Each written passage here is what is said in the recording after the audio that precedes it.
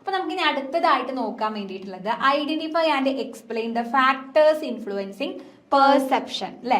പെർസെപ്ഷനെ influence ചെയ്യുന്ന factors, ഇത് വളരെ ഇമ്പോർട്ടന്റ് ആയിട്ടുള്ള ഒരു ക്വസ്റ്റ്യൻ ആണ്. അപ്പൊ എല്ലാവരും സ്കിപ്പ് ചെയ്യാതെ നോക്കാം, ഒന്നുമില്ല, വളരെ സിമ്പിളും ആണ് എന്നാലും കേട്ടോ. അപ്പൊ എന്താ നമുക്ക് നോക്കി നോക്കാം. പെർസെപ്ഷൻ എന്താന്നുള്ളത് പറഞ്ഞുകൊണ്ട് തന്നെ നമുക്ക് സ്റ്റാർട്ട് ചെയ്യാം. Perception is the process by which individuals receive, organize and interpret information from their surroundings. It helps people understand and respond to the world around them. Perception is not always the same as reality because it is influenced by various personal, target related and situational factors. ഒന്നുമില്ല. അപ്പൊ ഞാൻ ഇതിപ്പോ ഞാൻ അങ്ങനെ ഒരു വെറുതെ ഞാൻ വരച്ചതാ. എനിക്കിത് കാണുമ്പോൾ ഒരു 8 ഉണ്ടോ, ഒരു 8 എഴുതിയ പോലെ തോന്നണേ. മിസ്സിന് എന്താ തോന്നുന്നു? ഒരു നൂല്. അതെ. അപ്പൊ രണ്ടാളുടെയും ആ ഒരു പെർസെപ്ഷൻ എന്ന് പറയുന്നത് ഞാൻ ഇത് വെറുതെ വരച്ചതാ, ഞാൻ ഇതൊന്നും അല്ല ഉദ്ദേശിച്ചിട്ടുള്ളത്. പക്ഷെ ഞാൻ പെട്ടെന്ന് നോക്കിയ സമയത്ത് ഇത് 8 എഴുതിയപ്പോ ഇങ്ങനെ വരച്ച പോലെ തോന്നി. മിസ്സാവണ സമയത്ത് അതൊരു നൂല് വരഞ്ഞു കിടക്കണ പോലെ തോന്നുന്നു. അപ്പൊ എന്താ പറയാ, നമ്മളുടെ ആ ഒരു ചിന്ത അല്ലെങ്കിൽ നമ്മൾ എങ്ങനെ അതിനെ നോക്കി കാണുന്നു എന്നുള്ളതാണ്. ഇപ്പൊ മൊണാലിസയുടെ ഒക്കെ ഫേമസ് ആയിട്ടുള്ള ഒരു പെയിന്റ് ചിലർക്ക് ചിരിക്കണ ചിലർക്ക് അറിയണ പോലെ തോന്നുന്നു. അപ്പൊ അത് നമ്മളുടെ ഒരു പെർസെപ്ഷന്റെ വ്യത്യാസമാണ്. അപ്പൊ പെർസെപ്ഷൻ എന്ന് പറഞ്ഞു കഴിഞ്ഞാൽ എങ്ങനെ നമ്മൾ കാര്യങ്ങളെ നോക്കി കാണുന്നു, സെയിം കാര്യങ്ങളെ കേട്ടോ. അപ്പൊ ഞാനും ഭവ്യ മിസ് ഒരേ കാര്യമാണ് കണ്ടത്, പക്ഷെ ഞങ്ങൾക്ക് രണ്ടുപേർക്കും രണ്ടുപോലെയാണ് തോന്നിയിട്ടുള്ളത്. അപ്പൊ എങ്ങനെ ഇൻഡിവിജ്വൽസ് കാര്യങ്ങളെ റിസീവ് ചെയ്യുന്നു, എങ്ങനെ അതിനെ ഓർഗനൈസ് ചെയ്യുന്നു, എങ്ങനെ അതിനെ ഇൻഫർമേഷൻസ് ആയിട്ട് ഇന്റർപ്രറ്റ് ചെയ്ത് മാറ്റുന്നു, ആ ഒരു പ്രോസസ്സ് അതിനെയാണ് നമ്മൾ പെർസെപ്ഷൻ എന്ന് പറയുന്നത്.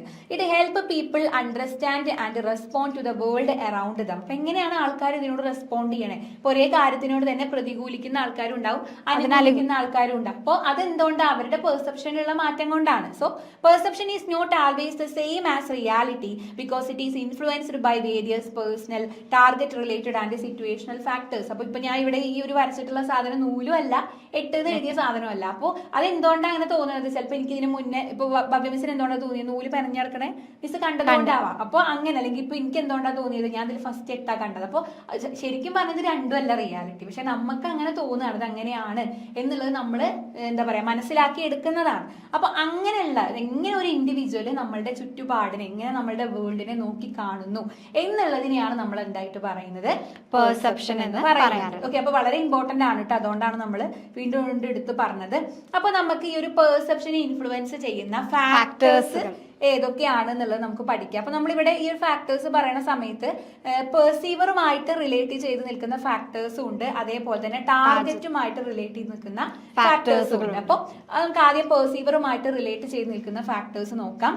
These factors are related to the person who is observing. അല്ലെ, അപ്പൊ നമ്മൾ ആരാണോ അത് ഒബ്സർവ് ചെയ്യുന്നത് അയാളുമായിട്ട് റിലേറ്റ് ചെയ്തുള്ള ഫാക്ടേഴ്സുകളാണ് ഫാക്ടേഴ്സ് റിലേറ്റഡ് ടു പെർസീവർ എന്ന് പറയുന്നത്. അപ്പൊ അതിലെ ഫസ്റ്റ് വൺ എന്ന് പറയുന്നത് പേഴ്സണൽ ട്രൈറ്റ്സ് ആൻഡ് ഇൻട്രസ്റ്റ് ആണ്.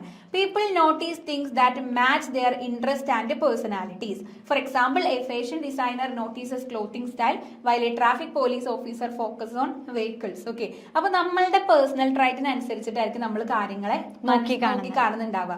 ഇപ്പൊ നമ്മളിപ്പോ ഒരു ഷോപ്പിൽ പോവാണ്. ഇപ്പൊ നമ്മള് സാധാരണ ഒരു ഒരു ഷോപ്പിംഗ് മാളിലൊക്കെ പോണ സമയത്ത് മറ്റേതുണ്ട് സൂപ്പർ മാർക്കറ്റ്, അവിടെയൊക്കെ പോണ സമയത്ത് നമുക്ക് പല സെഷൻസ് ഉണ്ടാവും. ഇപ്പൊ നമ്മൾ വീട്ടിലുള്ള അമ്മമാരാണെന്നുണ്ടെങ്കിൽ അവർക്ക് വേഗം പാത്രങ്ങൾ ഇപ്പൊ നമ്മളെ പോലുള്ളവരാണെങ്കിൽ അവിടെ കോസ്മെറ്റിക്സ് ഉണ്ടോ അല്ലെങ്കിൽ അങ്ങനത്തെ കാര്യങ്ങളായിരിക്കും. കുട്ടികളാണെങ്കിൽ ചോക്ലേറ്റ്സിന്റെ സെഷനിലോട്ട് ആയിരിക്കും. അപ്പൊ നമ്മളുടെ ആ ഒരു പേഴ്സണൽ ട്രൈറ്റ് ഇൻട്രസ്റ്റിന് അനുസരിച്ച് നമ്മുടെ ഇഷ്ടങ്ങൾ അവിടെ മാറുന്നുണ്ട്.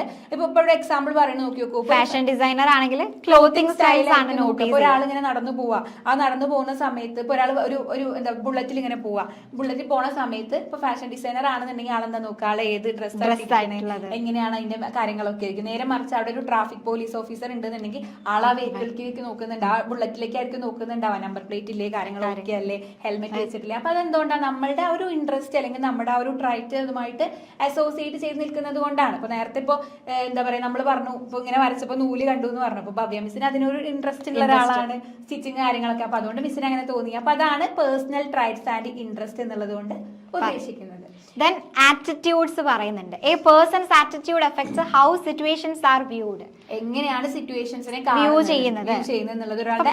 Positive attitude lead to positive perception while negative attitude may create negative perception. ഇപ്പൊ നമ്മൾ പറയാറില്ലേ, നമ്മള് മഞ്ഞപ്പിത്തം ബാധിച്ചവർക്ക് എല്ലാം മഞ്ഞയായിട്ട് കാണും എന്നുള്ള പറയുന്നത് പോലെ തന്നെ നമ്മളൊരു പോസിറ്റീവ് ആളൊരു പെർസെപ്ഷനോട് കൂടിയിട്ട് എല്ലാം നോക്കിക്കാണെങ്കിൽ അയാൾക്ക് അത് പോസിറ്റീവ് ആണ്. ആൾക്കാരുടെ ആറ്റിറ്റ്യൂഡ് അങ്ങനെ എന്തൊക്കെ സംഭവിച്ചാലും ഞാൻ നെഗറ്റീവ് ആണ്, എന്തൊരു നല്ല കാര്യം വന്നാലും പറയാം അതിന്റെ ഓപ്പോസിറ്റ് നിൽക്കുന്ന കാര്യം അവര് ചെയ്യുള്ളൂ, അപ്പൊ അവര് ആലോചിക്കുള്ളൂ. അപ്പൊ അങ്ങനെയുള്ള പോസിറ്റീവ് ആയിട്ടുള്ള ആറ്റിറ്റ്യൂഡ് ഉള്ള ഒരു പോസിറ്റീവ് പെർസെപ്ഷൻ, ഞാൻ പറഞ്ഞ നെഗറ്റീവ് ആട്ടോ, നെഗറ്റീവ് ആയിട്ടുള്ള ആറ്റിറ്റ്യൂഡ് ഉള്ളവർക്ക് നെഗറ്റീവ് പെർസെപ്ഷൻ ഉണ്ടാവുള്ളൂ. ഇപ്പൊ നമ്മൾ പറയില്ല എന്ത് കാര്യം ചെയ്താലും അതിന് നെഗറ്റീവ് ഇതുണ്ട്, നെഗറ്റീവ് ഉണ്ട് പോസിറ്റീവ് ഉണ്ട്. അപ്പൊ നെഗറ്റീവ് കാണുന്നവര് നെഗറ്റീവേ കാണുള്ളൂ, പോസിറ്റീവ് കാണുന്നവര് പോസിറ്റീവ് കാണും. അപ്പൊ നമ്മൾ പഠിക്കാൻ വേണ്ടി തീരുമാനിച്ചപ്പോ നിങ്ങൾ തന്നെ ആലോചിച്ച് നോക്കുക, നിങ്ങളോട് ആരെങ്കിലും ഒക്കെ പറഞ്ഞിട്ടുണ്ടാവും ഇനി ഇപ്പൊ എന്തിനാ പഠിക്കണേ, അല്ലെങ്കിൽ ഇപ്പൊ എന്തിനാ ക്ലാസ് കാണുന്നത്, നേരെ മറിച്ച് പഠിക്കണം എന്ന് പറയുന്നവരുണ്ട്. അപ്പൊ ആ ആളുടെ അല്ലെങ്കിൽ അവരെങ്ങനെ അതിനെ നോക്കി കാണുന്നു എന്നുള്ളത് അവിടെ വരുന്നുണ്ട്. അതാണ് എന്തെന്ന് പറയുന്നത് ഈ ഒരു ആറ്റിറ്റ്യൂഡിനകത്ത് പറയണത്. പിന്നെ വരുന്നത് നീഡ്സ് ആൻഡ് മോട്ടീവ്സ് ആണ്. നീഡ്സ് ആൻഡ് മോട്ടീവ്സ് എന്ന് പറയുമ്പോൾ strong need influence what people notice. For example, a hungry person is more likely to pay attention to food related object. നമ്മളുടെ അപ്പത്തെ ആവശ്യം എന്താണ് എന്നുള്ളത് നമ്മളുടെ ആ ഒരു അതിനെ ഇൻഫ്ലുവൻസ് ചെയ്യുന്ന ഒരു ഫാക്ടറാണ് എങ്ങനെ നമ്മൾ നീഡ്സ് കാര്യങ്ങൾ അല്ലെ, നമ്മുടെ മോട്ടീവ്സ് കാര്യങ്ങൾ. ഇപ്പൊ നമുക്ക് വളരെയധികം വിശന്നിരിക്കുന്ന ഒരു ടൈമിലാണെന്നുണ്ടെങ്കിൽ എന്താ പറയാ, നമുക്ക് നല്ല രീതിക്ക് വിശന്നിരിക്കുന്ന ഒരു സമയത്താണെന്നുണ്ടെങ്കിൽ നമുക്ക് ഫുഡ് റിലേറ്റഡ് ആയിട്ടുള്ള ഒബ്ജക്റ്റുകളിലേക്ക് ആയിരിക്കും നമ്മുടെ കണ്ടു പോകുന്നുണ്ട്. അപ്പൊ നമുക്ക് നല്ലോണം നമുക്ക് എന്ത് ചെയ്യുന്നുണ്ട്, നല്ലോണം വെള്ളത്തിന് ദാഹിക്കുന്നുണ്ട് കേട്ടോ. അപ്പൊ വെള്ളത്തിന് ദാഹിക്കുന്ന ഒരാളാണ്, അപ്പൊ അവിടെ ചിക്കൻ ബിരിയാണി ഉണ്ട്, അല്ലെങ്കിൽ ഫ്രൈഡ് റൈസ് ഉണ്ട്, അങ്ങനെ പല ഫുഡും ഉണ്ട്. പക്ഷെ നമ്മൾ കൂടുതലായിട്ട് എന്താ പറയാ നമ്മൾ ശ്രദ്ധിക്കുന്നുണ്ടാവുക എന്തിലായിരിക്കും, കൂൾ ഡ്രിങ്ക്സ് കാര്യങ്ങളിലായിരിക്കും. അപ്പൊ അതാണ് ആ ഒരു നീഡ് ആൻഡ് മോട്ടീവ് എന്നുള്ളത് കൊണ്ട് നമ്മൾ ഉദ്ദേശിക്കുന്നത് കേട്ടോ. നെക്സ്റ്റ് പറയുന്നത് പാസ്റ്റ് എക്സ്പീരിയൻസ് ആണ്. അതായത് previous experience shape present perception. People often interpret situation based on what they have experienced before. അല്ലെ, നമ്മളുടെ പാസ്റ്റ് എക്സ്പീരിയൻസുകളാണ് അവിടെ പറയുന്നത്. അപ്പൊ എന്ത് ചെയ്യുന്നുണ്ട്, നമ്മളിപ്പോ ഇതിന് മുന്നേ നമുക്ക് എങ്ങനെയാണ് ഒരു സിറ്റുവേഷൻ ഉണ്ടായത്. ഇപ്പൊ നമുക്ക് എന്ത് ചെയ്തു, പെട്ടെന്ന് ഇപ്പൊ മഴ വന്നിട്ട് കുട ഇല്ല നമ്മുടെ കയ്യിൽ. അപ്പൊ പണ്ട് കുട ഇല്ലാത്തപ്പോ നമ്മൾ മഴ നനഞ്ഞിട്ടുണ്ട്, അപ്പൊ അതൊരു സിറ്റുവേഷൻ ആണ്. അപ്പൊ നമ്മൾ അതിനനുസരിച്ചിട്ടായിരിക്കും മഴ വരുമ്പോ തന്നെ മഴ വരുന്നുണ്ട് എന്നുള്ള രീതിക്ക് നമ്മൾ അതിനെ നോക്കി കാണും. അപ്പൊ അതാണ് പാസ്റ്റ്. എക്സാമ്പിൾ പറയുകയാണെങ്കിൽ ഇപ്പൊ പ്രളയം കാര്യങ്ങളൊക്കെ വന്നു, അപ്പൊ മഴ എന്ന് പറയുന്നത് കേട്ടാൽ നമുക്ക് ആസ്വദിക്കാൻ പറ്റുന്നില്ല അല്ലെ, ആ ഒരു ടെൻഷൻ അല്ലെങ്കിൽ ആ ഒരു ഫിയർ കാര്യങ്ങളാണ് വരുന്നത്. അതാണ് പാസ്റ്റ് എക്സ്പീരിയൻസ് ഈ ഒരു കേസിൽ പറയുന്ന എക്സ്പെക്ടേഷൻസ് ആണ് പറയുന്നത്. Individual tend to see what they expect to see. Expectation can influence judgements and decisions. നമുക്ക് എന്താണോ അതിൽ കാണേണ്ടത് അത് നമ്മൾ അങ്ങോട്ട് കാണും. നേരത്തെ നമ്മൾ ഇങ്ങനെ വരച്ച സമയത്ത് ഞാനിപ്പോ നൂലാണ്, എനിക്ക് നൂല് കാണാൻ പറ്റുന്നുള്ളൂ, കാരണം എന്റെ എക്സ്പെക്ടേഷൻ അതാണ് അങ്ങനെ ഒരു നൂലായിരിക്കും എന്നുള്ളതാണ്. അപ്പൊ ഞാനാണെന്നുണ്ടെങ്കിൽ 8 ആണ് കണ്ടത്. അപ്പൊ അത് നമ്മളുടെ എന്താണ് എക്സ്പെക്ടേഷൻസ് ആണ്. അപ്പൊ നമുക്ക് തന്നെ ലൈഫിൽ ഇങ്ങനത്തെ ഒരുപാട് എക്സ്പീരിയൻസുകൾ ഉണ്ടാവാം. അതാണ് അവിടെ പറയുന്നത്. അപ്പൊ നമ്മൾ ചില ആൾക്കാരെ കാണുന്ന സമയത്ത് നമുക്ക് തോന്നി ഇയാള് ഭയങ്കര ജാടയാണ് രീതിക്ക് നമ്മളാളെ കാണും. പക്ഷെ ചിലപ്പോ സംസാരിച്ചു കഴിഞ്ഞാൽ നമുക്ക് ആളൊക്കെയാണ്, നമ്മുടെ ആ ഒരു ലെവലാണ് മനസ്സിലാവും, പക്ഷെ നമ്മൾ എക്സ്പെക്ട് ചെയ്യുന്നത് എന്താ. അപ്പൊ അങ്ങനെയുള്ള ജഡ്ജ്മെന്റുകൾ കാര്യങ്ങളൊക്കെ ഇൻഫ്ലുവൻസ് ചെയ്യുന്നുണ്ട്. പിന്നെ വരുന്നത് self knowledge and self image ആണ്. People who understand themselves better can understand others more accurately. Individual often judge others based on their own characteristic. ഞാൻ അങ്ങനെയാണ്, അപ്പൊ ഭവ്യ മിസ് അങ്ങനെയാണ് രീതിയിൽ പല കാര്യങ്ങളും നമ്മൾ നോക്കി കാണുന്നുണ്ടാവും. അപ്പോൾ നമ്മൾ എന്താ പറയാ, നമുക്ക് നമ്മളെ കുറിച്ചിട്ടുള്ള ഒരു അവയർനെസ് ഉണ്ടെന്നുണ്ടെങ്കിൽ നമുക്ക് മറ്റൊരാളെ മനസ്സിലാക്കാൻ സുഖമായിരിക്കും എന്നുള്ളതാണ് പറയണത് കേട്ടോ. അപ്പൊ അതൊക്കെ നമുക്ക് വേരിയസ് ആയിട്ടുള്ള ഫാക്ടേഴ്സ് ആണ്. അപ്പൊ ഇതൊക്കെയാണ് നമ്മളുടെ ആ ഒരു പെർസീവറുമായിട്ട് റിലേറ്റ് ചെയ്ത് വരുന്ന ഫാക്ടേഴ്സ് എന്ന് പറയുന്നത്. Personal traits and interest, attitudes, അതുപോലെ needs and motives, past experience, expectation, self knowledge. Okay, ഇനി നമ്മളുടെ ടാർഗറ്റുമായിട്ട് റിലേറ്റ് ചെയ്ത് വരുന്ന ഫാക്ടേഴ്സ് ഏതൊക്കെയാന്നുള്ളത് നമുക്ക് നോക്കാം.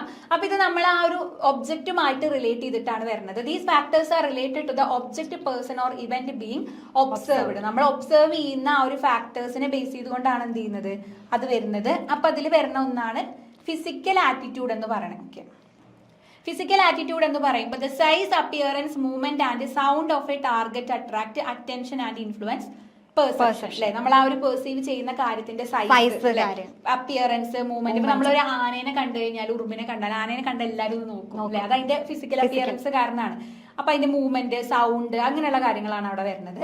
പിന്നെ ഫിഗർ ആൻഡ് ബാക്ക്ഗ്രൗണ്ട് പറയുന്നുണ്ട്. People identify an object more easily when it stand out clearly from it's background. നമ്മൾ കട്ട് ഔട്ട് ഒക്കെ ചെയ്തിട്ട് ഇപ്പോ ഫോട്ടോസ് ഒക്കെ ചെയ്യാറുണ്ട്. അപ്പൊ അങ്ങനെ നമ്മൾ ആ ഒരു എന്തിന്റെ ബാക്ക്ഗ്രൗണ്ടിലാണ് ഇത് കാണുന്നത് എന്നുള്ളത് ഇതിന് എന്ത് ചെയ്യുന്നുണ്ട്, ഇൻഫ്ലുവൻസ് ചെയ്യുന്ന ഫാക്ടറാണ്. പിന്നെ പ്രോക്സിമിറ്റി ആണ് പറയുന്നത്.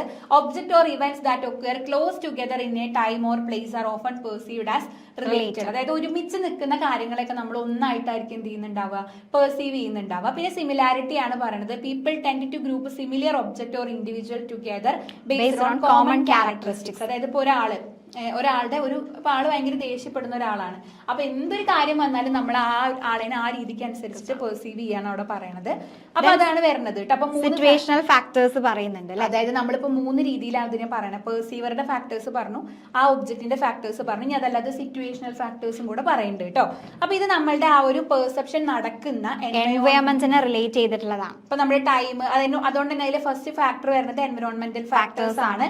Time, work place conditions, social surroundings, അതൊക്കെ നമ്മളുടെ പെർസെപ്ഷനെ എഫക്ട് ചെയ്യുന്ന ഫാക്ടേഴ്സ് ആണ്. പിന്നെ വരുന്നത് ഫിസിക്കൽ കണ്ടീഷൻസ് ആണ്. ലൈറ്റ്, ടെമ്പറേച്ചർ, വെതർ കാര്യങ്ങളൊക്കെയാണ് അവിടെ വരുന്നത്. പിന്നെ കോണ്ടെക്സ്റ്റ് ആണ് പറയുന്നത്, നമ്മളെ ഏത് സിറ്റുവേഷനെ ഡിപ്പെൻഡ് ചെയ്തുകൊണ്ടാണ് വരുന്നത് എന്നുള്ളതാണ് കേട്ടോ. ജസ്റ്റ് അത് ആ ഒരു പേര് തന്നെ നമുക്ക് എഴുതിയാൽ കിട്ടും. എൻവയോൺമെന്റൽ factors, physical conditions and context എന്ന് പറഞ്ഞു. അപ്പൊ ഇതൊക്കെയാണ് നമ്മളുടെ പെർസെപ്ഷനെ ഇൻഫ്ലുവൻസ് ചെയ്യുന്ന ഫാക്ടേഴ്സുകളായിട്ട് പറയുന്നത്. ഓക്കെ, അപ്പൊ നമ്മളത് ഇമ്പോർട്ടന്റ് ആയിട്ട് നോക്കണം. പെർസെപ്ഷൻ എന്താണ്, അതിന്റെ ഫാക്ടേഴ്സ് എന്തൊക്കെയാന്നുള്ളത് നോക്കി നോക്കാം. ഓക്കെ, ദെൻ നെക്സ്റ്റ് നമുക്ക് അതിൽ ഡിസ്കസ് ചെയ്യുന്നത് discuss the process of conflict and any two framework of conflict management ആണ്.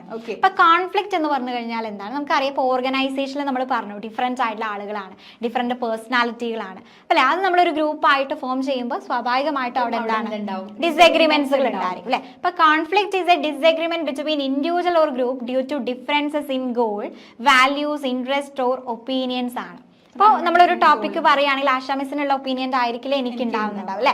അപ്പൊ നമുക്ക് സ്വാഭാവികമായിട്ട് അവിടെ കോൺഫ്ലിക്റ്റ് കാര്യങ്ങൾ ഉണ്ടാവും. അപ്പൊ അതൊരു നാച്ചുറൽ പാർട്ട് ഓഫ് ഓർഗനൈസേഷൻ ആണ്. അപ്പൊ നമ്മുടെ പേഴ്സണൽ ലൈഫിലാണെങ്കിലും ഉണ്ട്, ഫാമിലിയിൽ ഒരുപാട് പ്രശ്നങ്ങൾ ഉണ്ടാവാറുണ്ട് അല്ലെ. അപ്പൊ പ്രൊഫഷണൽ ആണെങ്കിലും പേഴ്സണൽ ആണെങ്കിലും ഓരോരുത്തരും ഓരോ ഇൻഡിവിജ്വൽസ് ആണല്ലോ. അപ്പൊ നമ്മൾ ആ ഒരു തമ്മിലുള്ള ഒരു ഡിസഗ്രിമെന്റ്സ് ഉണ്ടായിരിക്കും.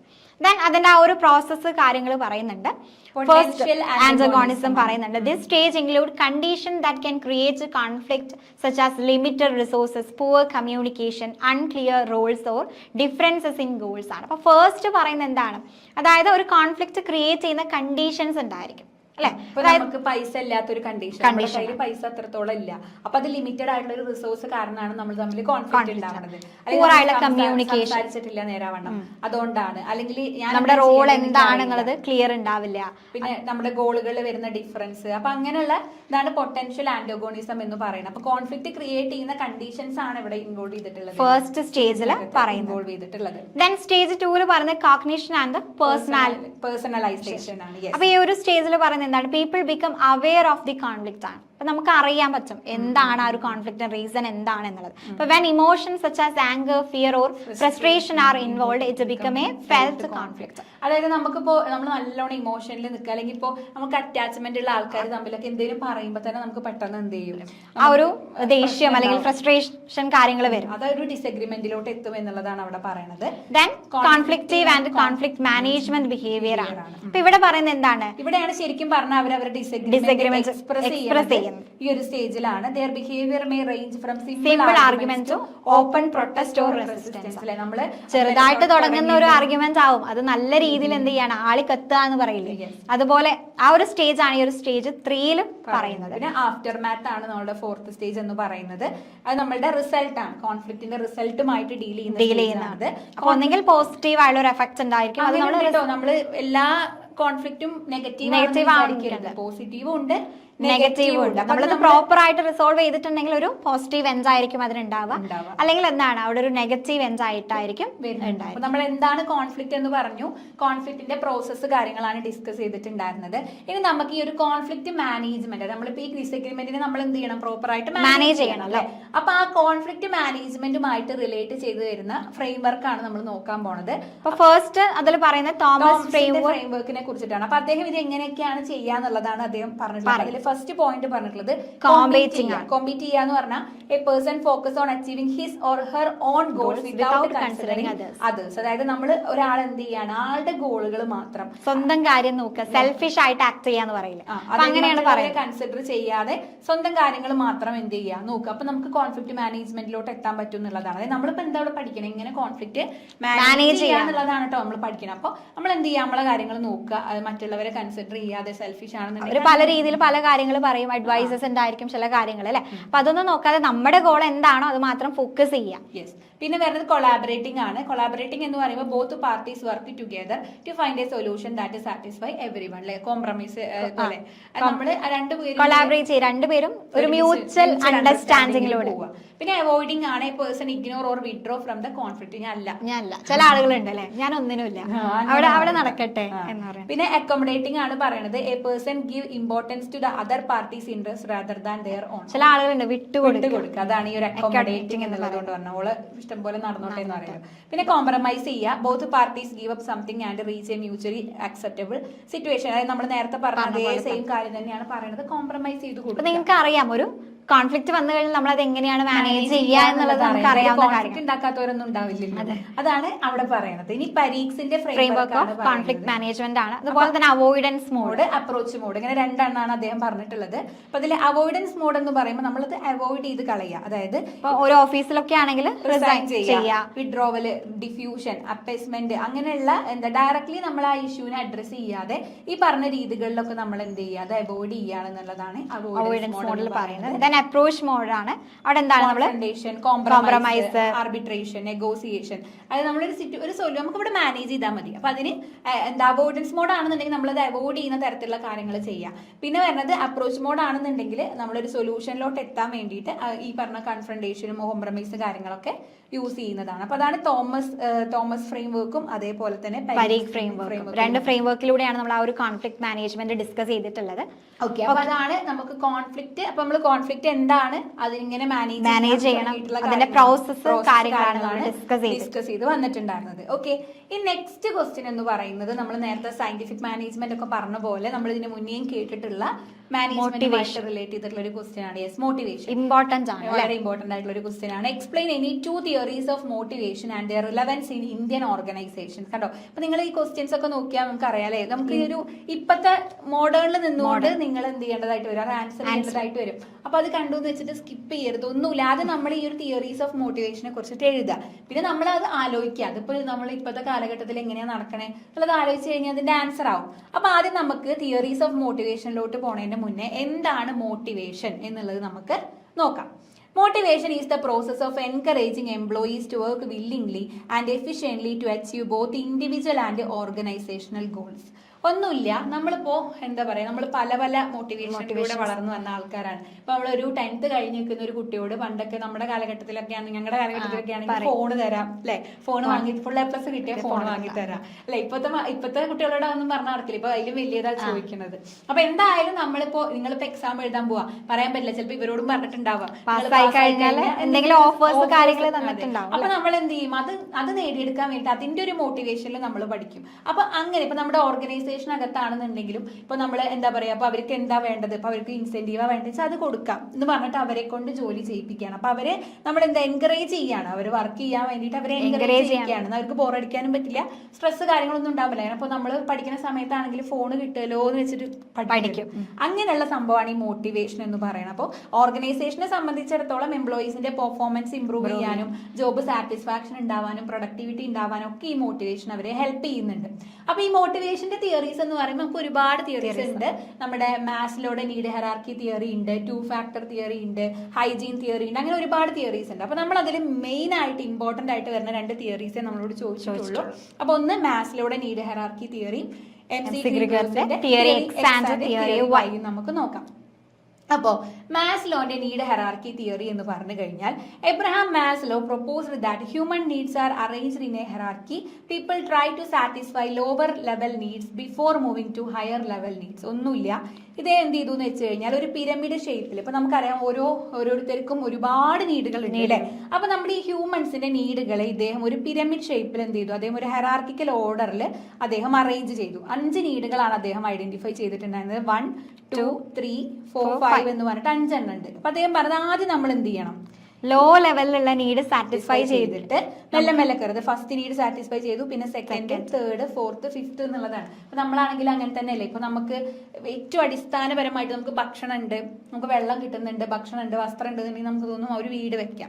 വീട് വെച്ച് കഴിഞ്ഞാൽ തോന്നും എല്ലാവരും മുന്നിലൊന്നും കൂടെ ഇതാൻ വേണ്ടി കാറ് വാങ്ങി കഴിഞ്ഞാൽ 2ാം നില ആക്കാം, അങ്ങനെ നമുക്ക് തോന്നും. അപ്പൊ അതന്നെ ഇദ്ദേഹം പറഞ്ഞിട്ടുള്ളൂ. അപ്പൊ നമുക്ക് ആ ലെവൽസ് ഓഫ് നീഡ്, ഞാൻ ഈ വരച്ച് കാണിച്ചിട്ടുള്ള ഈ ലെവൽസ് ഏതൊക്കെയാന്നുള്ളത് നമുക്ക് നോക്കാം. അപ്പൊ അതിൽ ഏറ്റവും താഴെ വരുന്നതാണ് നമ്മളുടെ ഫിസിയോളജിക്കൽ നീഡ്സ് എന്ന് പറഞ്ഞാൽ, ഒറ്റ നോട്ടത്തിൽ സൈക്കോളജി ആയിട്ട് തോന്നുന്നുണ്ടെങ്കിലും ഫിസിയോളജിക്കൽ ആണ് കേട്ടോ. അപ്പൊ ഫിസിയോളജിക്കൽ നീഡ്സ് എന്ന് പറയുമ്പോൾ basic needs such as food, water, clothing and shelter അല്ലെ.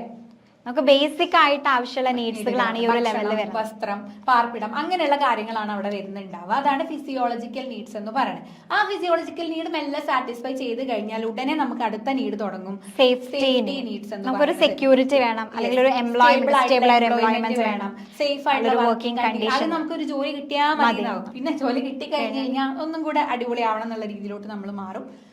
പിന്നെ വരുന്നത് സോഷ്യൽ നീഡ് ആണ്. Need for friendship, ബിലോങ്ങിനെസ് and good relationship. അപ്പൊ നിങ്ങൾ ആലോചിച്ച് നോക്കൂ, ഇപ്പൊ ബേസിക് ആയിട്ടുള്ള ഒരു നീഡ് സാറ്റിസ്ഫൈ ചെയ്യാത്ത ഒരാൾക്ക് ഒരിക്കലും ഫ്രണ്ട്സ് വേണമെന്നൊന്നും തോന്നില്ല. അതുകൊണ്ടാണ് ഇദ്ദേഹം പറഞ്ഞത് നമ്മുടെ നീഡുകളെ നമുക്കൊരു ഹെറാർക്കിക്കൽ ഓർഡറിൽ അറേഞ്ച് ചെയ്യാൻ പറ്റുന്നുള്ളത്. അപ്പൊ സോഷ്യൽ നീഡ്സ് എന്ന് പറയുമ്പോൾ ഫ്രണ്ട്ഷിപ്പ്, ബിലോങ്ങിനെസ്, ഗുഡ് റിലേഷൻഷിപ്പിനൊക്കെ ഉള്ള നീഡാണ് എന്തെന്ന് പറയുന്നത് സോഷ്യൽ നീഡ്സ് എന്ന് പറയുന്നത്. പിന്നെ വരുന്നത് എസ്റ്റീം നീഡ്സ് ആണ്. എസ്റ്റീം നീഡ്സ് എന്ന് പറയുമ്പോൾ need for recognition, respect, status and appreciation അല്ലെ. മറ്റുള്ളവർ നമ്മളെ റെക്കഗ്നൈസ് ചെയ്യണം, മറ്റുള്ളവർ നമ്മളെ റെസ്പെക്ട് ചെയ്യണം, നമുക്കൊരു സ്റ്റാറ്റസ് വേണം, എല്ലാവരും നമ്മളെ അപ്രീഷിയേറ്റ് ചെയ്യണം, അങ്ങനെയുള്ള നീഡുകളാണ് എസ്റ്റീം നീഡിനകത്ത് വരുന്നത്. ലാസ്റ്റ് ആണ് നമ്മുടെ സെൽഫ് ആക്ച്വലൈസേഷൻ നീഡ്സ് എന്ന് പറയുന്നത്. അവിടെ നമ്മളെല്ലാം നേടിയെടുത്തു, നമുക്ക് ഇനി ഒന്നുമില്ല എന്നുള്ളത് ഒരു രീതിയാണ്. അപ്പൊ need for personal growth, creativity and achieving full potential. നമ്മൾ നമ്മുടെ കഴിവ് കൊണ്ട് എല്ലാം നേടിയെടുത്തു, നമ്മൾ സാറ്റിസ്ഫൈഡ് ആണ്, ഇനി അങ്ങോട്ട് ഒന്നും നമുക്ക് നേടാനില്ല. ആ ഒരു ലെവലാണ്, എത്താൻ ബുദ്ധിമുട്ടാണ് ഉണ്ടാവട്ടോ. അപ്പൊ ഇങ്ങനെ 5 നീഡുകളാണ് മാസ്ലോ എന്ത് ചെയ്തിട്ടുള്ളത്, നീഡ് ഹെറാർക്കി തിയറിയിൽ കൊണ്ടുവന്നിട്ടുള്ളത്. ഫിസിയോളജിക്കൽ നീഡ്, അതേപോലെ തന്നെ safety need, social need, esteem needs and self actualisation need. അപ്പൊ ഇത് എന്താ ഇപ്പൊ നമ്മുടെ ഇന്ത്യൻ ഓർഗനൈസേഷനിൽ ഇതിന്റെ റിലവൻസ് എന്താ വരണേ ചോദിച്ചാല്, ഒന്ന്, Indian employees seek not only salary but also recognition and career growth അല്ലെ. നമ്മുടെ ഇന്ത്യയിലുള്ള എംപ്ലോയീസിന്റെ പ്രത്യേകതയാണ്. അപ്പൊ നമുക്ക് സാലറി കൊണ്ട് മാത്രം സാറ്റിസ്ഫൈഡ് ആവില്ല. നമ്മൾ ചെയ്യുന്ന ഒരു ജോലിനെ എന്ത് ചെയ്യണം, എല്ലാവരും റെക്കഗ്നീഷൻ നമുക്ക് വേണം, നമുക്കൊരു കരിയർ ഗ്രോത്ത്, പേഴ്സണൽ ഗ്രോത്ത് കാര്യങ്ങൾ പറയാൻ പറ്റും. പിന്നെ organisations provide job security, welfare benefit and safe working environment. ഇന്ത്യയിൽ പൊതുവെ നമുക്ക് അങ്ങനെ ബുദ്ധിമുട്ടുള്ള വർക്ക് എൻവയോൺമെന്റ് ഒന്നും അല്ല. എല്ലാവരെയും കൺസിഡർ ചെയ്തുകൊണ്ട്, ഇപ്പൊ ലേഡീസ് ആണെങ്കിൽ അതിനനുസരിച്ചുകൊണ്ടുള്ള ഇപ്പോൾ നമ്മുടെ വാഷ്റൂംസ് കാര്യങ്ങളും അങ്ങനെയൊക്കെ നമ്മൾ പ്രൊവൈഡ് ചെയ്യുന്നുണ്ട്. സോ അങ്ങനെ ജോബ് സെക്യൂരിറ്റിയും വെൽഫെയർ ബെനിഫിറ്റും ഒക്കെ പ്രൊവൈഡ് ചെയ്യുന്നുണ്ട് ഇന്ത്യയിൽ. പിന്നെ team building activities satisfy social needs. നമുക്കൊരു ടീമായിട്ട്, ഗ്രൂപ്പായിട്ടൊക്കെ വർക്ക് ചെയ്യുന്ന ഒരു ഓർഗനൈസേഷനകത്ത് നമ്മൾ ആരായിട്ടും കമ്പനി ഇല്ലാന്നുണ്ടെങ്കിൽ നമുക്ക് മടുക്കും. അപ്പൊ ആ ഒരു ടീം ബിൽഡിംഗ് ആക്ടിവിറ്റീസിലൂടെ നമ്മുടെ എംപ്ലോയീസിന്റെ സോഷ്യൽ നീഡ്സ് കാര്യങ്ങൾ നമുക്ക് സാറ്റിസ്ഫൈ ചെയ്യുന്നുണ്ട്. പിന്നെ reward, promotions and appreciation satisfy esteem needs അല്ലെ. അതായത് നമ്മൾ അവർക്ക് കൊടുക്കുന്ന റിവാർഡുകൾ, എംപ്ലോയീസിന് കൊടുക്കുന്ന റിവാർഡുകൾ, പ്രൊമോഷൻസ്, അപ്രിസിയേഷൻസ്, ഇതൊക്കെ അവരുടെ എസ്റ്റീം നീഡ് സാറ്റിസ്ഫൈ ചെയ്യാൻ ഹെൽപ്പ് ചെയ്യും. പിന്നെ job enrichment and empowerment help employees achieve self actualisation അല്ലെ. നമ്മുടെ ജോബ് എൻറിച്ച്മെന്റിലൂടെയും ജോബ് എംപവർമെന്റിലൂടെ ഒക്കെ എംപ്ലോയീസിന് അവരുടെ സെൽഫ് ആക്ച്വലൈസേഷൻ അച്ചീവ് ചെയ്യാൻ വേണ്ടിയിട്ട് പറ്റുന്നുണ്ട് എന്നുള്ളതാണ്. ഓക്കെ, അപ്പൊ അതാണ് നമ്മളുടെ ഇന്ത്യൻ ഓർഗനൈസേഷൻസിലുള്ളതിന്റെ റിലവൻസ് ആയിട്ട് പറയുന്നത്. നമ്മൾ ആദ്യം പറഞ്ഞത് എബ്രഹാം മാസ്ലോയുടെ നീഡ് ഹെറാർക്കി. അതിൽ 5 ലെവൽസ് നീഡ്സ് നമ്മൾ ഡിസ്കസ് ചെയ്തു ആൻഡ് അതിന്റെ റെലവൻസ് എന്തൊക്കെയാണെന്നുള്ളത് പറഞ്ഞു. ഈ നെക്സ്റ്റ് നമ്മൾ പറയാൻ വേണ്ടിയിട്ട് പോണത് MC ഗ്രിഗേഴ്സിന്റെ തിയറി എക്സ് ആൻഡ് വൈ ആണ്. ഇത് വളരെ സിമ്പിൾ ആയിട്ടുള്ള ഒരു തിയറിയാണ്. അതായത് ഇവിടെ രണ്ട് ആളുകളെ പറഞ്ഞത്, 2 പേഴ്സണാലിറ്റി, ഡിഫറെന്റ് വ്യൂസ്. അതായത് എംപ്ലോയീസിന്റെ ബിഹേവിയറിനെ കുറിച്ചിട്ട് രണ്ട് പോലത്തെ എംപ്ലോയീസ് ഉണ്ടാവും. തിയറി എക്സ് എന്ന് പറഞ്ഞു കഴിഞ്ഞാൽ അവർ ഭയങ്കര മടിയന്മാരായിട്ടുള്ള ആൾക്കാർ, അവർക്ക് പണിയെടുക്കാനൊന്നും ഇഷ്ടമില്ല, അവർക്ക് റെസ്പോൺസിബിലിറ്റി ഒന്നും വേണ്ട, അവർക്ക്. അപ്പൊ അതുകൊണ്ട് തന്നെ ഇവര് നമ്മൾ നല്ലൊരു സൂപ്പർവിഷനും കൺട്രോളും ഉണ്ടെങ്കിൽ ഇവരെ മുന്നോട്ട് കൊണ്ടുപോകാൻ പറ്റുള്ളൂ. പക്ഷെ തിയറി വൈയിൽ പറയണ അങ്ങനെയല്ല, വളരെ മോട്ടിവേറ്റഡ് ആയിട്ടുള്ള ആൾക്കാരാണ്, എല്ലാവർക്കും ജോലി അധികം കൺട്രോൾ കാര്യങ്ങൾ അല്ലെങ്കിൽ സൂപ്പർവിഷൻ കാര്യങ്ങൾ വേണ്ട, അവര് ചെയ്തു. അതാണ് സിമ്പിൾ ആയിട്ട് ഇത് പറയണം. അപ്പൊ theory X assume that employees dislike work, avoid responsibility. അവർക്ക് വർക്ക് ചെയ്യാൻ ഇഷ്ടമില്ല, ഇങ്ങനെയൊക്കെ ജോലി ഒഴിവാക്കാൻ പറ്റും, അങ്ങനെയൊക്കെ അവർ ഒഴിവാക്കും. റെസ്പോൺസിബിലിറ്റി ഒന്നും അവർ തലയിൽ എടുത്ത് വെക്കില്ല. അതുകൊണ്ട് തന്നെ need strict supervision and control ആവശ്യമായിട്ട് വരുന്നുണ്ട്. Are motivated mainly by money and punishment. അല്ലെ, അത്തരത്തിലുള്ള ആൾക്കാരെ നമുക്ക് രണ്ട് രീതിയിലേ മോട്ടിവേറ്റ് ചെയ്ത് നിർത്താൻ പറ്റുള്ളൂ. ഒന്നുകിൽ കൂടുതൽ പൈസ കൊടുക്കാൻ പറയാം, അല്ലെങ്കിൽ നമ്മൾ സാലറി കട്ട് ചെയ്യുന്നു പറയാം. അങ്ങനെയുള്ള ടീമാണ് തിയറി എക്സിനകത്ത് വരുന്നത്. ആൻഡ് തിയറി വൈ പറയുന്നുണ്ട് ഇവിടെ അസ്യൂം ചെയ്യുന്ന ഒരു കാര്യം എന്താണ്, enjoy work and accept responsibility. എക്സിന്റെ നേരെ ഓപ്പോസിറ്റ് ആണ്. അപ്പൊ അവരെന്ത് ചെയ്യുന്നുണ്ട്, ഇവർക്ക് വർക്ക് ചെയ്യാൻ ഭയങ്കര ഇഷ്ടമാണ്, ജോലിക്ക് പോകാനൊക്കെ ഇഷ്ടമാണ്, റെസ്പോൺസിബിലിറ്റി ഒക്കെ ഏറ്റെടുക്കാൻ ഇഷ്ടമാണ്, സെൽഫ് മോട്ടിവേറ്റഡ് ആണ്, ക്രിയേറ്റീവ് ആണ് ഇവര്. അപ്പൊ can control and direct their own work. നമ്മൾ അങ്ങനെ പ്രത്യേകിച്ച് ഒരു കൺട്രോൾ ഡ്യൂട്ടി അസൈൻ ചെയ്ത് കൊടുത്താൽ contribute effectively when given opportunities. അവർക്ക് ഒരു ഓപ്പർച്യൂണിറ്റീസ് കിട്ടുകയാണെന്നുണ്ടെങ്കിൽ അത് എഫക്റ്റീവ് ആയിട്ട് അവരെന്ത് ചെയ്യും, യൂട്ടിലൈസ് ചെയ്യും. അപ്പൊ അങ്ങനെയുള്ള ആൾക്കാരാണ് തിയറി വൈ എന്ന് പറയുന്നത്. അപ്പൊ ഇനി ഇതിന്റെ ഈ ഒരു തിയറി എക്സ് ആൻഡ് വൈയുടെ റെലവൻസ് എന്തൊക്കെയാണ്? Traditional family run businesses often follow theory X where managers closely supervise employees. അപ്പൊ നമ്മുടെ ട്രഡീഷണലി ഉള്ള നമ്മുടെ ഫാമിലി റൺ ബിസിനസ്സുകളൊക്കെ ആണെന്നുണ്ടെങ്കിൽ അവർ തിയറി എക്സ് ആയിരിക്കും ഫോളോ ചെയ്യുന്നുണ്ടാവുക. കാരണം അവിടെ നമ്മൾ ക്ലോസ് ആയിട്ടുള്ള ഒരു സൂപ്പർവിഷൻ ആവശ്യമായിട്ടുണ്ട്. ഫാമിലി ബിസിനസ് ആണ്, ഫാമിലി ആണല്ലോ, ആ ഒരു കോൺസെപ്റ്റ് മടി കാര്യങ്ങൾ ഉണ്ടായിരിക്കും. Modern sectors such as IT, education and consulting increasingly adopt theory Y. ഇപ്പൊ IT സെക്ടറിലാണെങ്കിലും ഇപ്പൊ എഡ്യൂക്കേഷനിലാണെങ്കിലും ഒക്കെ അവർക്കൊന്നും അങ്ങനെ മടി കാര്യങ്ങളൊന്നും ഇല്ല, അവർ അവരുടെ ജോലി ചെയ്യും, അങ്ങനെ പോകുന്നുള്ളതാണ്. Theory Y encourages participation, innovation and employee commitment. Theory വൈയുടെ ഭാഗമായിട്ട് നമ്മളുടെ പാർട്ടിസിപ്പേഷനും ഇന്നോവേഷനും എംപ്ലോയി കമ്മിറ്റ്മെന്റ് ഒക്കെ എൻകറേജ് ചെയ്യുന്നുണ്ട്. It help organizations attract and retain talented employees. Talented ആയിട്ടുള്ള എംപ്ലോയീസിനെ അട്രാക്ട് ചെയ്യാനും റീറ്റെയിൻ ചെയ്യാനും ഒക്കെ അവരെ ഹെൽപ്പ് ചെയ്യുന്നുണ്ട് എന്നുള്ളത്. അപ്പൊ നമ്മൾ രണ്ട് തിയറീസ് ആണ് പറഞ്ഞത്, മാസ്ലോന്റെ need hierarchy theory and MC ഗ്രിഗറിന്റെ theory X and theory Y. അത് ഇമ്പോർട്ടൻസ് ആണ്, നോക്കി നോക്കാട്ടോ.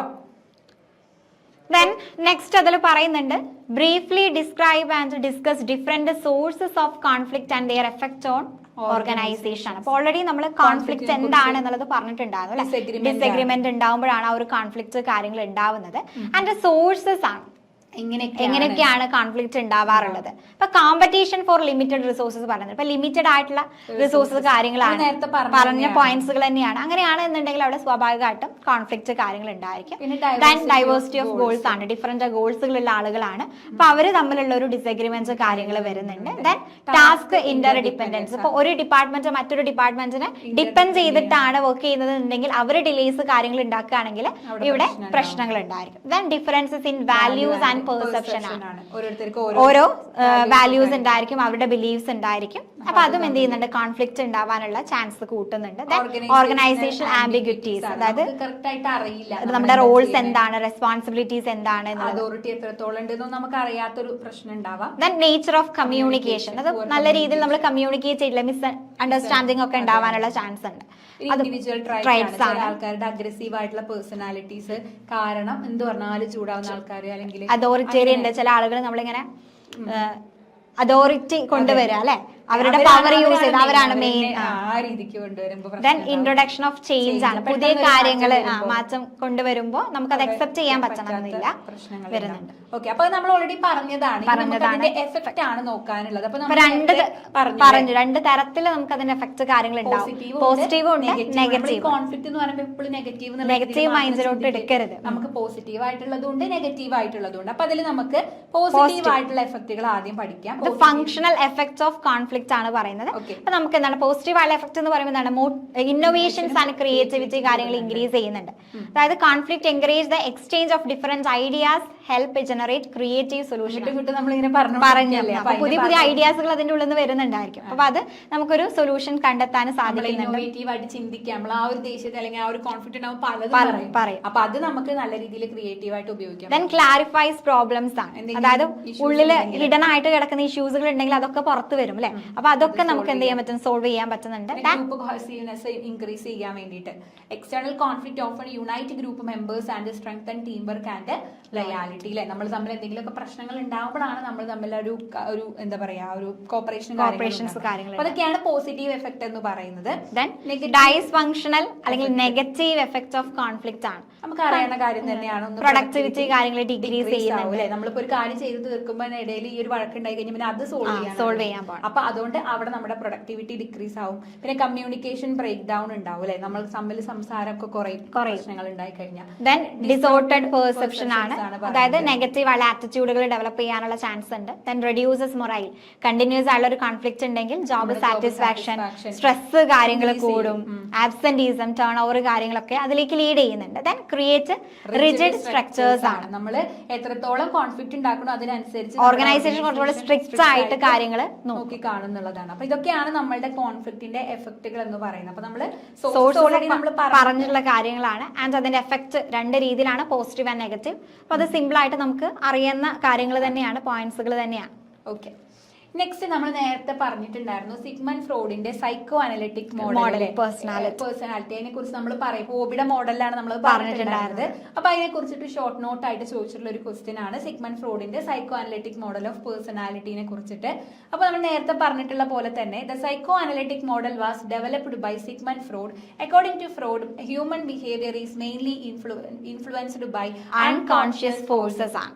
He believed that personality consists of three interacting elements: id, ego and super ego. ഒന്നുമില്ല, സൈക്കോ അനലിറ്റിക് മോഡൽ ഡെവലപ്പ് ചെയ്തിട്ടുള്ളത് സിഗ്മണ്ട് ഫ്രോയിഡ് ആണ്. അപ്പോൾ അദ്ദേഹം പറയുന്നത് എന്താണെന്ന് വെച്ച് കഴിഞ്ഞാൽ നമ്മുടെ ഹ്യൂമൻസിന്റെ ബിഹേവിയറിനെ മെയിൻ ആയിട്ട് കുറെ അൺകോൺഷ്യസ് ആയിട്ടുള്ള ഫോഴ്സുകൾ ഇൻഫ്ലുവൻസ് ചെയ്യുന്നുണ്ട് എന്നാണ് അദ്ദേഹം പറഞ്ഞിട്ടുള്ളത്. അപ്പൊ അതിന്റെ മെയിൻ ആയിട്ട് വരുന്ന കോമ്പോണൻസ് ആണ് നമ്മൾ നോക്കാൻ പോണത്. ഇഡ് എന്താണ്, ഈഗോ എന്താണ്, സൂപ്പർ ഈഗോ എന്താണ്. അപ്പൊ ഇഡ് എന്താന്നുള്ളത് നമുക്ക് ആദ്യം നോക്കാം. ഇഡ് എന്ന് പറഞ്ഞു കഴിഞ്ഞാൽ the id represent the pleasure principle. It is completely unconscious and contains basic instinct, desires and needs.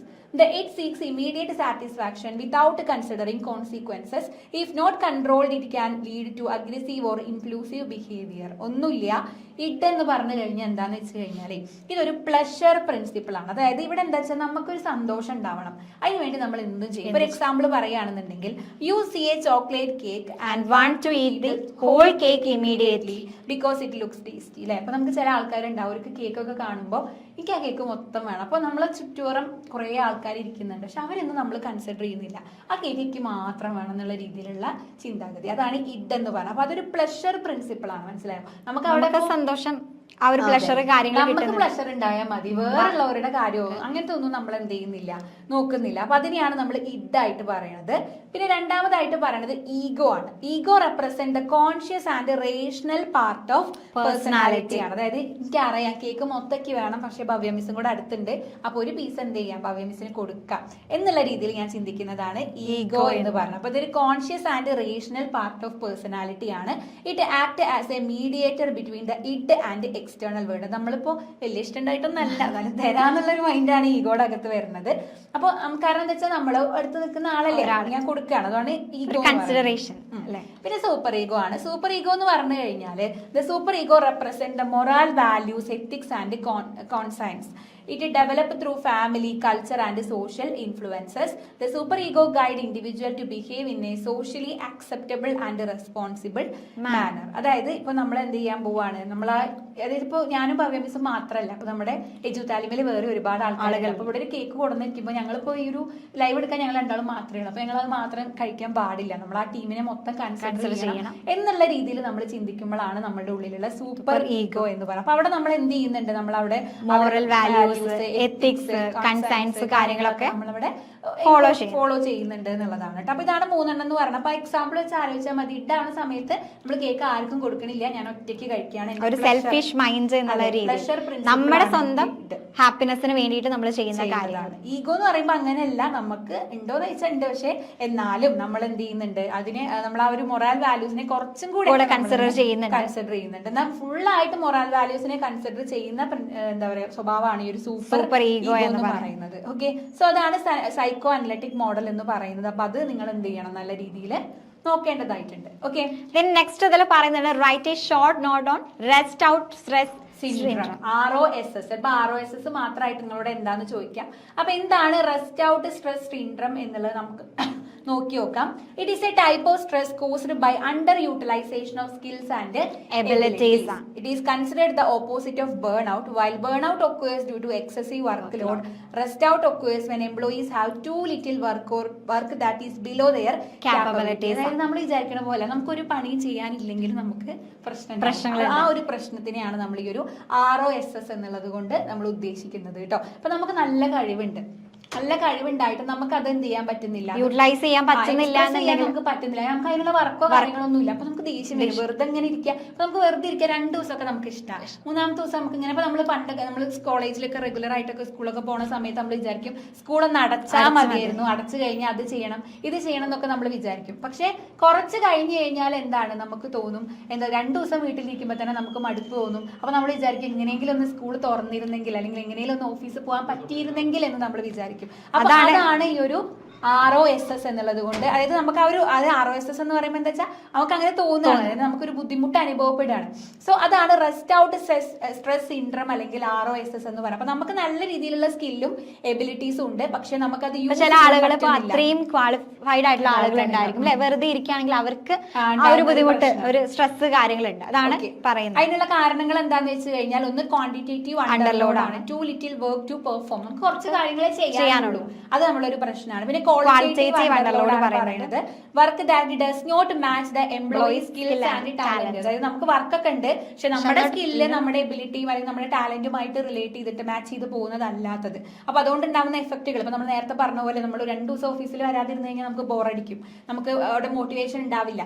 അതേപോലെ തന്നെ നമ്മുടെ ജോബ് സാറ്റിസ്ഫാക്ഷൻ കാര്യങ്ങൾ ഡിക്രീസ് ചെയ്യും. അപ്പൊ അങ്ങനെയുള്ള കാര്യങ്ങളെയാണ് നമ്മൾ എന്തായിട്ട് പറയുന്നത്, ഈ ഒരു ROSSന്റെ എഫക്റ്റ് ആയിട്ട് പറയുന്നത് കേട്ടോ. അപ്പൊ ചിലപ്പോൾ നമ്മളോട് എന്ത് ചെയ്യാം, ഷോർട്ട് നോട്ട് ആയിട്ട് നിങ്ങളോട് എഴുതാൻ വേണ്ടിയിട്ട് പറയാൻ ചാൻസ് ഉണ്ട്. ഓക്കെ, ഇനി അതുപോലെ തന്നെ സ്ട്രെസ് എന്താണ്, അതിന്റെ ആ ഒരു ടൈപ്പ് കാര്യങ്ങൾ എന്താണ് എന്നുള്ളതാണ് പറയുന്നത് അല്ലെ. അപ്പൊ സ്ട്രെസ് നമുക്കറിയാം, states of physical and mental pressure that occur when person face demand challenges or change that require adjustment ആണ്. ചില കാര്യങ്ങൾ അഡ്ജസ്റ്റ് ചെയ്യാം, ആ ഒരു സിറ്റുവേഷൻ ഒക്കെ വരുന്ന സമയത്ത് നമ്മൾ സ്ട്രെസ് ആയി മെന്റൽ ആയിട്ടുണ്ടാവുന്ന ഒരു പ്രഷർ ഉണ്ടായിരിക്കും അല്ലെ. നമുക്ക് എന്താ പെട്ടെന്ന് നമുക്കൊരു പ്രശ്നം നമ്മൾ ഫേസ് ചെയ്യാണ്, അപ്പൊ നമുക്ക് ഒരു ജോലി നമ്മൾ ചെയ്തുകൊണ്ടിരിക്കുക, അതിൽ ഒരുപാട് വർക്ക് വരുമ്പോൾ സ്ട്രെസ് ആയിട്ട് മാറും. അല്ലെങ്കിൽ നമ്മുടെ വീട്ടിൽ കുട്ടികളാണെങ്കിൽ തന്നെ അവർക്ക് ഒരുപാട് പഠിക്കാനുണ്ടാകുന്ന സമയത്ത് ഒരു സ്ട്രെസ് ആവുന്നുണ്ട്.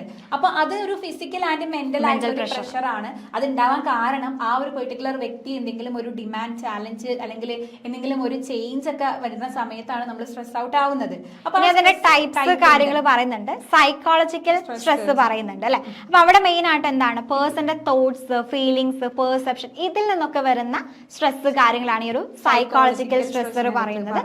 അപ്പൊ it may result from major events, personal crisis or daily problems such as work pressure and relationship issues. അല്ലേ, അപ്പൊ നമ്മുടെ റിലേഷൻഷിപ്പിൽ ഒരു ഇഷ്യൂ വരിക, അല്ലെങ്കിൽ വർക്ക് പ്രഷറിൽ ഇഷ്യൂ വരുന്നതിനൊക്കെ നമ്മൾ ഈ ഒരു സൈക്കോളജിക്കൽ സ്ട്രെസ് ആയിട്ട് പറയുന്നത്. ദെൻ ഓർഗനൈസേഷണൽ സ്ട്രെസ് എന്ന് പറയുമ്പോൾ എന്താണ്, നമുക്ക് വർക്ക് പ്ലേസിൽ നിന്ന് ഉണ്ടാവുന്ന സ്ട്രെസ് കാര്യങ്ങൾ അല്ലെ. ഇപ്പൊ ഓവർലോഡ്, എന്താ ചെയ്യണേ നമുക്ക് അറിയില്ല, അപ്പം അറിയില്ല.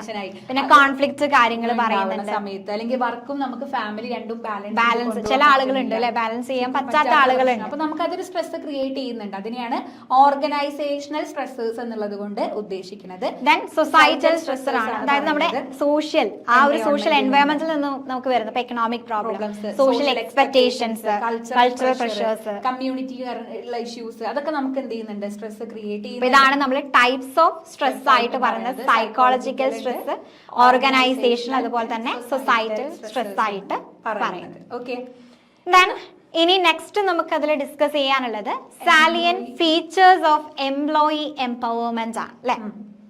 അപ്പൊ എന്താണ് എംപ്ലോയി എംപവർമെന്റ് ആയിട്ട് പറയുന്നത്?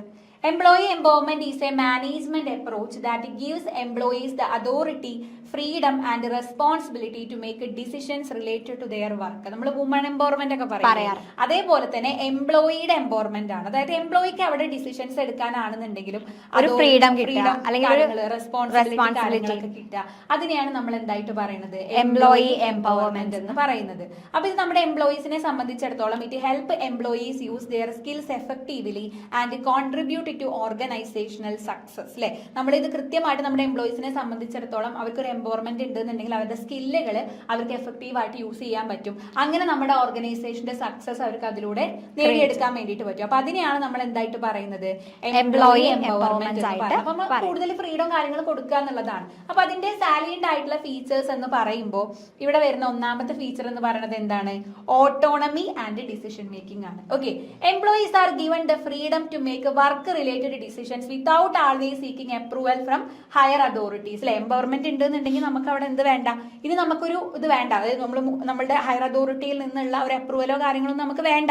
നമുക്ക് സ്വന്തമായിട്ട് ഡിസിഷൻസ് എടുക്കാൻ പറ്റും, സ്വന്തമായിട്ട് നമ്മുടെ വർക്ക് മാനേജ് ചെയ്യാനും കാര്യങ്ങൾക്കൊക്കെ പറ്റും. അതാണ് ഒന്നാമത്തെ സാലിയൻ ഫീച്ചർ ആയിട്ട് പറയുന്നത്. ഇനി എൻഹാൻസ്ഡ് മോട്ടിവേഷൻ ആൻഡ് മൊറൈൽ പറയുന്നുണ്ട്. അതായത് അവർക്ക് ഫീൽ ചെയ്യാണ് അവർ വാല്യൂഡ് ആണ് എന്നുള്ളൊരു ഫീല് കാര്യങ്ങൾ വരും. അപ്പൊ സ്വാഭാവികമായിട്ട് അവർ നല്ല രീതിയിൽ വർക്ക് ചെയ്യും, കോൺഫിഡൻസ് കൂടുന്നുണ്ട്, സാറ്റിസ്ഫാക്ഷൻ കാര്യങ്ങൾ കൂടും.